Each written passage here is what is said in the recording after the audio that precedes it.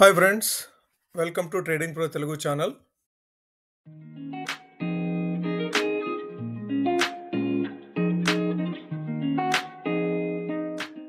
Good evening friends. ఆదాయం పెంచుకోవడానికి US అధ్యక్షుడు ట్రంప్ ఇతర దేశాలపై కొరడా జులిపిస్తుంటే ఆ దెబ్బ డైరెక్ట్గా అమెరికా కంపెనీలకే తగులుతున్నట్టుగా కనపడుతోంది. అమెరికాకి చెందిన మెజారిటీ కంపెనీలు చైనా నుంచి కార్యకలాపాలు నిర్వహించడమే ఇందుకు కారణం. చైనా నుంచి అత్యధిక సుంకాలు వసూలు చేయాలని వాషింగ్టన్ భావించగా బీజింగ్ కూడా తాము తక్కువ తినలేదని చెప్పేసి ప్రతీకార సుంకాలు విధించడం తెలిసిందే మనకి. దీంతో అమెరికా కంపెనీలు ఎక్కువగా నష్టపోతున్నాయని చెప్పేసి షాంఘైలోని అమెరికా ఛాంబర్స్ ఆఫ్ కామర్స్ నిర్వహించిన సర్వేలో తేలింది. ఈ సర్వేలో మొత్తం 180 కంపెనీలు పాల్గొనడం జరిగింది.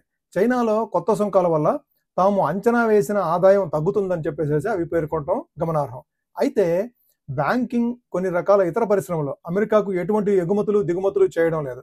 ఇటువంటి కంపెనీలపై మాత్రమే ఈ టారిఫ్ భారం ఉండదు. ఈ కొత్త టారిఫ్ల ప్రభావం చైనా నుంచి అమెరికాకు ఎగుమతులు చేసే కంపెనీలు, అమెరికా నుంచి కొన్ని రకాల ముడి సరుకులు దిగుమతులు చేసుకునే కంపెనీలపై తీవ్రంగా పడిందని చెప్పుకోవాలి. కొంతకాలంగా అమెరికా చైనాల మధ్య వాణిజ్య చర్చలు జరుగుతూనే ఉన్నాయి. సుంకాలు, ఇతర అంశాలపై ఏ విధంగా ముందుకెళ్తున్నారనే విషయంపై ఇంకా క్లారిటీ రాలేదు. ఈ ట్రేడ్ టారిఫ్ కి సంబంధించిన డిస్కషన్స్ ఒక కొలిక్కొస్తే గానీ ఈ కంపెనీల పనితీరు మెరుగుపడదు. సో ఓవరాల్ గా ఏతావాతా చూస్తే ఈ టారిఫ్స్ అనేవి అమెరికన్ కంపెనీలు కూడా తీవ్రంగా దెబ్బతీస్తున్నాయని చెప్పుకోవచ్చు. మనకి తెలుగులో ఒక సామెత ఉంది, కొండనాలిక ముందేస్తే ఉండనాలిక ఊడిందని. ఆ సామెతలానే ట్రంప్ అధిక సుంకాలు వసూలు చేద్దామని చెప్పేసి అనుకుంటే అది అమెరికన్ కంపెనీలుగా భారంగా మారిందని ఇప్పుడు తెలుస్తుంది మనకి. జియో పొలిటికల్ ఇష్యూస్ ఒక కొలిక్కి వచ్చేటట్టేం కనపట్లేదు. కొత్త ఇష్యూస్ తెరపైనకి వస్తుంటే పాత ఇష్యూస్ కూడాను మరలా రగులుతున్నట్టుగా కనపడుతుంది. గాజాలో కాల్పుల విరమణ కోసం అమెరికా చేసిన ప్రతిపాదనలపై చర్చించేందుకు ఖతార్ రాజధాని దోహాలో సమావేశమైన హమాస్ నేతలపై సమ్మిట్ ఆఫ్ ఫైర్ పేరుతో ఇజ్రాయెల్ విరుచుకుపడింది. ఆ సమావేశం జరుగుతున్న భవనంపై ఇజ్రాయెల్ బాంబు దాడి చేసింది. ఈ దాడిలో హమాస్ కీలక నేత ఖలీల్ ఆల్ హయ్యా కుమారుడు సహా 6 మృతి చెందినట్లుగా వార్తలున్నాయి. కాకపోతే హమాస్ మాత్రము వాళ్ళ నేతలంతా క్షేమమే అని చెప్పేసి దాడి అనంతరం ప్రకటించడం జరిగింది. అయితే ఇటువంటి దాడులు జరుగుతున్నంత కాలం ఈ శాంతి చర్చలు అనేది ఒక కొలిక్కి రావడం కష్టమే. సో ఈ చర్యలతో మిడిల్ ఈస్ట్ లో ఉన్న టెన్షన్స్ ఒక కొలిక్కి రావడం అనేది కొద్దిగా కష్టంగానే కనిపిస్తుంది. ప్రపంచవ్యాప్తంగా జరుగుతున్న ఈ అన్ని ఒక పక్కనైతే మన పక్కనే ఉన్న నేపాల్ అల్లకల్లోలమైంది. సామాజిక మాధ్యమాలపై నిషేధంతో ప్రారంభమైన జన్జెట్ ఉద్యమం కొత్త మలుపు తిరిగి నేతల అవినీతి పైకి మళ్ళింది. రాజధాని కాఠ్మాండు అగ్నిగుండమైందని చెప్పుకోవాలి. ప్రభుత్వం రాజీనామా చేయాలని డిమాండ్ చేస్తూ యువత భారీగా హింసకు పాల్పడ్డారు. ఇది డైరెక్ట్ గా మన మార్కెట్ మీద పెద్ద ప్రభావం చూపించబోయినప్పటికీ కూడాను సో ఇటువంటి ఆందోళనలు ప్రపంచవ్యాప్తంగా నడుస్తూ ఉంటే ఇన్వెస్టర్స్ సేఫ్ హేవెన్స్ అయిన సిల్వర్ కానీ గోల్డ్ కానీ అదర్ ఇన్స్ట్రుమెంట్స్ వెళ్ళి మొగ్గు చూపుతారంటంలో ఎటువంటి సందేహం లేదు. నేపాల్లో ప్రస్తుతం అయితే ప్రధానమంత్రి రాజీనామా చేసినప్పటికీ కూడాను ఆందోళనకారులు ఇంకా శాంతించలేదు. దీంతో కాఠ్మాండులో నిరవధిక కర్ఫ్యూ విధించాల్సి వచ్చింది. సైన్యం రంగంలోకి దిగి దేశ భద్రతను చేపట్టింది. ఆందోళనల నేపథ్యంలో కాఠ్మాండులోని త్రిభువన్ అంతర్జాతీయ విమానాశ్రయాన్ని కూడా మూసేశారు. ఈ పరిస్థితుల కారణంగా ఓవరాల్ గా ఏం జరుగుతుందంటే ఎఫ్ఐఐస్ ఈ ఇన్వెస్ట్మెంట్స్ ని, మన ఇండియన్ మార్కెట్స్ లో ఉన్న ఇన్వెస్ట్మెంట్స్ ని విత్డ్రా చేసుకుంటారే తప్ప కొత్త ఇన్వెస్ట్మెంట్స్ ని తీసుకొచ్చి ఇక్కడైతే ఇన్వెస్ట్ చేయరు. ప్రస్తుతం ఇటువంటి నేపథ్యంలో ఇంటర్నేషనల్ గా ఈ అన్సర్టనిటీస్ ఉన్న నేపథ్యంలో మార్కెట్లోకి కొత్త ఫండ్స్ ఫ్లో అవటం అనేది కొద్దిగా కష్టతరంగానే మారిందని చెప్పుకోవచ్చు మనం. ఇంతేకాదు ఈ ట్రేడ్ టారిఫ్ కి సంబంధించిన డిస్కషన్స్ ఇనిషియేట్ చేశాము అని చెప్పేసి both governments, India government as well as America government, రెండు దేశాలు ప్రకటించినప్పటికీ కూడాను అమెరికా ప్రెసిడెంట్ ట్రంప్ ఉక్రెయిన్ యుద్ధం ముగించే అంశంపై ప్రయత్నాలు చేస్తూ అందులో భాగంగా భారత్ చైనాలపై సుంకాల భారాన్ని పెంచి రష్యాపై ఒత్తిడి తీసుకురావాలని చెప్పేసి ఆలోచనలో ఉన్నట్లుగా తెలుస్తుంది. ఆయా దేశాల దిగుమతులపై 100% సుంకాలు విధించాలని చెప్పేసి ట్రంప్ యూరోపియన్ యూనియన్ కోరినట్లుగా తెలుస్తుంది. ఈ మేరకు ఫైనాన్షియల్ టైమ్స్ వాళ్ళ కథనంలో పేర్కొన్నారు. సో ఇటువంటి చర్యలు కూడాను మనకు వచ్చే ఫారిన్ పోర్ట్ఫోలియో ఇన్వెస్టర్స్ ని ఎఫెక్ట్ చేస్తాయని చెప్పుకోవచ్చు.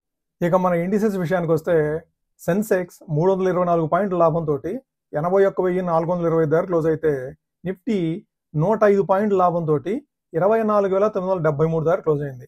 వేరేజ్ బ్యాంక్ నిఫ్టీ 320 పాయింట్ల లాభంతో 54,536 దగ్గర క్లోజ్ అయింది ఈరోజు.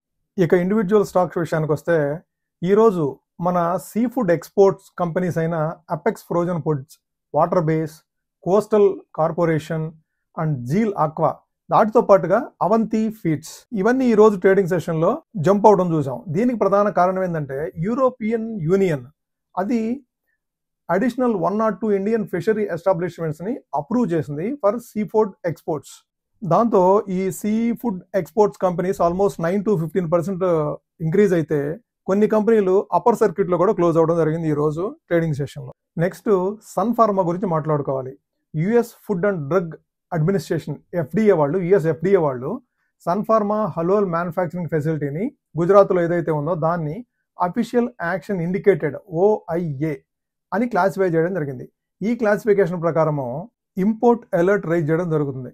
అంటే shipment to the United states అనేది రెస్ట్రిక్ట్ అవుతుంది.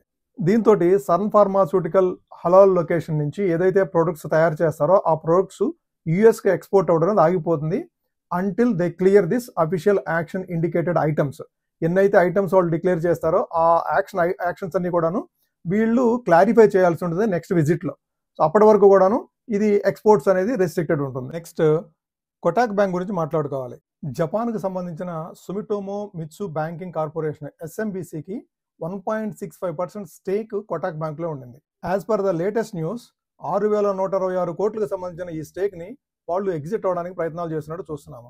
అది సుమారుగా 1,880 రూపాయలు పర్ షేర్ ఫ్లోర్ ప్రైస్ మీద వాళ్ళు ఎగ్జిట్ అవుతారని చెప్పేసి అంచనాలు ఉన్నాయి. సో ఈ SMBC వీళ్ళు స్ట్రాటజిక్ ఇన్వెస్ట్మెంట్ ఎస్ బ్యాంక్లో చేస్తున్నట్టుగా తెలుస్తుంది. అది రెగ్యులేటరీ అప్రూవల్స్ అయిపోయిన తర్వాత వీళ్ళు SMBC వాళ్ళు ఎస్ బ్యాంక్లో ఇన్వెస్ట్ చేస్తారు ఈ ఫండ్స్ని. ఓకే ఫ్రెండ్స్, మనం రోజుట్లానే నిఫ్టీ, బ్యాంక్ నిఫ్టీ ఈ రోజు ఏ విధంగా ట్రేడ్ అయింది, అట్లానే రేపటికి ఏ విధమైన లెవెల్స్ని అబ్జర్వ్ చేయాలో ఐడెంటిఫై చేసే ప్రయత్నం చేద్దాము. ఇది నిఫ్టీ చార్టు. మీరు నిఫ్టీ చూస్తే ఈ రోజు క్లోజింగ్ వచ్చేసేసి 24,973 దాకా క్లోజ్ అయింది. సో మనం నిన్న రికగ్నైజ్ చేసుకుంది, ఐడెంటిఫై చేసుకున్న రెసిస్టెన్స్ 24,980. ఈరోజు 25,035 వరకు కూడా హై ఫామ్ చేసి అక్కడి నుంచి సెకండ్ హాఫ్లో కొద్దిగా లోయర్ అవుతూ ఒక 60 పాయింట్లు లోయర్ సైడ్ క్లోజ్ అయింది. సో ఆ 60 పాయింట్లు 24,980, 25,000 అనేది ఇప్పుడు మనకి కీ లెవెల్ కింద చూడాలి మనం. ఆ లెవెల్ క్రాస్ చేసి కనుక ప్రాపర్గా 25,000 అండ్ అబౌవ్ లెవెల్లో కనుక క్లోజ్ అవ్వగలిగితే నిఫ్టీ ఆ తర్వాత మరలా ఒకసారి 25,150 వరకు కూడాను ట్రావెల్ చేసే అవకాశం ఉంది. సో ఇప్పుడు మనం రెసిస్టెన్స్గా రికగ్నైజ్ చేయాల్సింది ఈ 24,980, 25,000 క్రాస్ చేయగలిగితే రేపు ట్రేడింగ్లో కనుక మరలా ఒకసారి 25,150 వరకు మనం రెసిస్టెన్స్ కింద చూడవచ్చు. ఓకే, మనం రెసిస్టెన్స్ని స్లైట్గా అప్ సైడ్ షిఫ్ట్ చేసుకుందాము. అది 25,150 మనం రెసిస్టెన్స్ కింద చూడాలి. సపోర్ట్ వచ్చేసేసి ఇక్కడ మనకి గ్యాప్ ఉండింది. నిన్నట క్లోజింగ్, నిన్న హైకను ఈ రోజు లోకి ఒక గ్యాప్ ఉండింది. అదే slight gap, 20 points gap. But still మనము ఈ 3 days నుంచి హై ఫామ్ చేస్తుంది, లాస్ట్ 3 days నుంచి హై ఫామ్ చేస్తుంది 24,890. ఓకే, సో మనం దాన్ని సపోర్ట్ కింద చూడొచ్చు. మనం 24,890ని మనం సపోర్ట్ కింద చూడొచ్చు. దానికంటే బిలో క్లోజ్ అయితే 24,890 కంటే బిలో క్లోజ్ అయితే మరలా ఒకసారి ఈ రేంజ్కి షిఫ్ట్ అవ్వచ్చు. అప్పటి వరకు కూడా మనం సపోర్ట్ కింద 24,890, రెసిస్టెన్స్ విషయం వస్తే 25,150 చూడొచ్చు మనం. అట్లానే బ్యాంక్ నిఫ్టీ విషయానికి వస్తే బ్యాంక్ నిఫ్టీ నిన్న మనం ఐడెంటిఫై చేసిన రెసిస్టెన్స్ కంటే అబోవ్ లెవెల్లో క్లోజ్ అయింది. ఈరోజు క్లోజింగ్ 54,536 దగ్గర క్లోజ్ అయింది. ఈరోజు హై 54,705. సో మనము రెసిస్టెన్స్ని కూడా దీన్ని అప్ సైడ్ షిఫ్ట్ చేసుకోవాలి. 54,900 అనేది మన నెక్స్ట్ రెసిస్టెన్స్ అవుతుంది. తర్వాత సపోర్ట్ వచ్చేసేసి సపోర్ట్ కూడాను మనము హైయర్ సైడ్ షిఫ్ట్ చేసుకోవాలి. సపోర్టు 54,320 దగ్గర సపోర్ట్ తీసుకోవాలి మనము. రెసిస్టెన్స్ వచ్చేసేసి 54,900, 54,320. సో 54,320 కంటే బిలో మూవ్ అయితే మరలా ఈ రేంజ్కి షిఫ్ట్ అవుతుంది. అదే అప్పటి వరకు కూడాను ఈ రేంజ్ 54,300 నుంచి 54,900 ఈ 600 పాయింట్ల రేంజ్లో కదలాడే అవకాశం కనపడుతుంది. ఒకవేళ 54,900 కంటే అబౌవ్ మూవ్ అయింది అనుకోండి, మరలా ఒకసారి 55,600 వరకు ట్రావెల్ చేసే అవకాశం ఉంది. సో దీన్ని మనం అబ్జర్వ్ చేయాలి. ఈ రేంజ్ అప్ సైడ్ వెళ్తుందా, లోయర్ సైడ్ వెళ్తుందా, అది మనం అబ్జర్వ్ చేయాలి బ్యాంక్ నిఫ్టీ విషయానికి వస్తే.